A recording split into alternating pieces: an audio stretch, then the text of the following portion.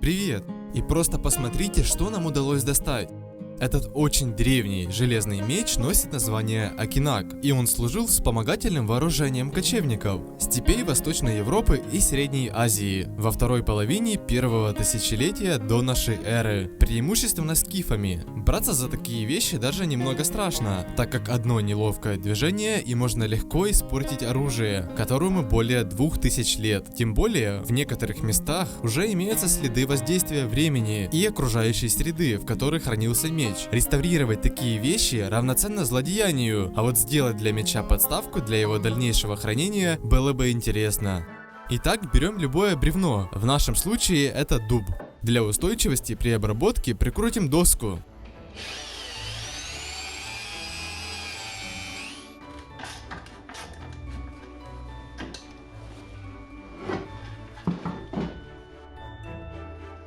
А теперь можем отрезать часть, где образовалось очень много трухи. Говоря о Акинаке, то он считался второстепенным оружием.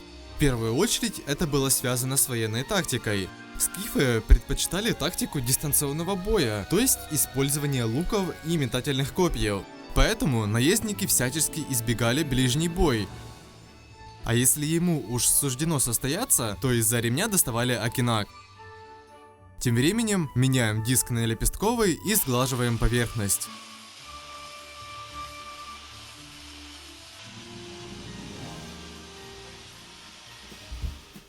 Чтобы меньше задействовать меч, вырежем под него шаблон.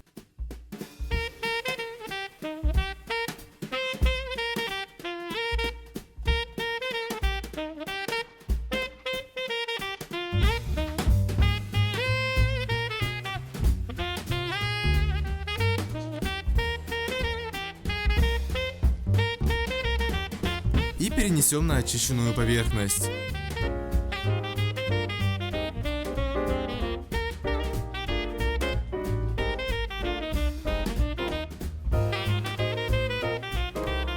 Далее кладем копировальную бумагу и поверх распечатку скифской пекторали. К слову, именно эта пектораль считается шедевром древнего ювелирного искусства, с изображением борьбы животных и сюжетов из жизни скифов.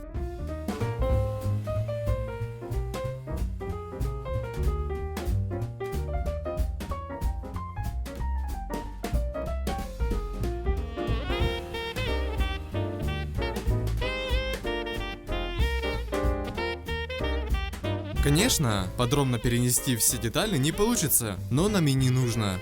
А теперь с помощью фрезера вырежем место под нож по зеленым линиям, расчерченным ранее.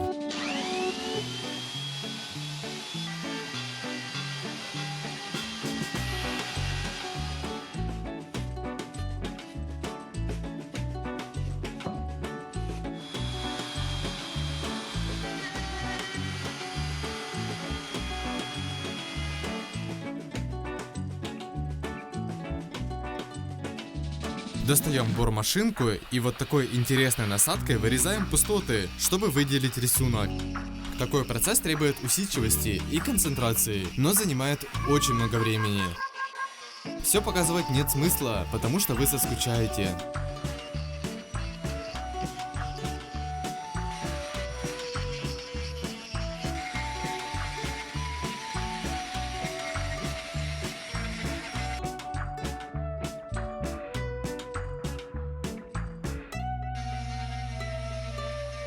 А после того, как мы закончили вырезать, можем снять подставку и выровнять поверхность нижней части.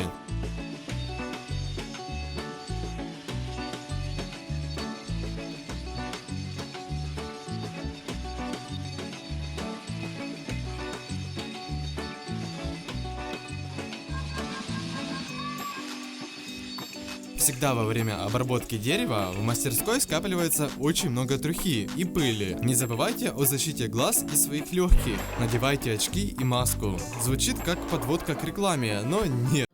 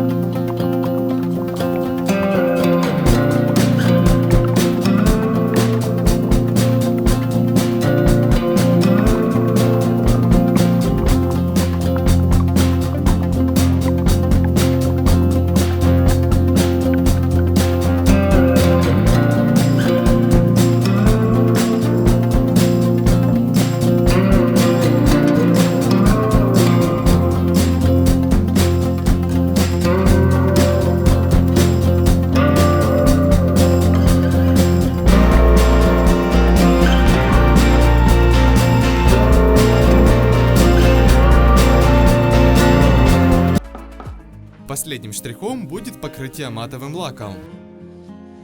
Благодаря этому дуб приобретет более насыщенный и яркий цвет.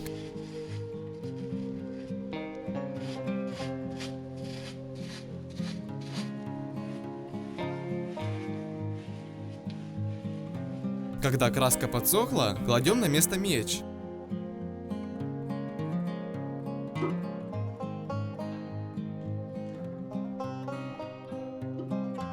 И на этом создание подставки для старинного скифского меча готово. Получилось очень интересно, а благодаря вырезу для меча создается впечатление, будто он так и хранился все эти года в каком-нибудь дубе, прежде чем его нашли. Смотрите также наши прошлые видео с работой по дереву в этом плейлисте. А на этом не прощаюсь. Желаю новогоднего настроения и встретимся через неделю.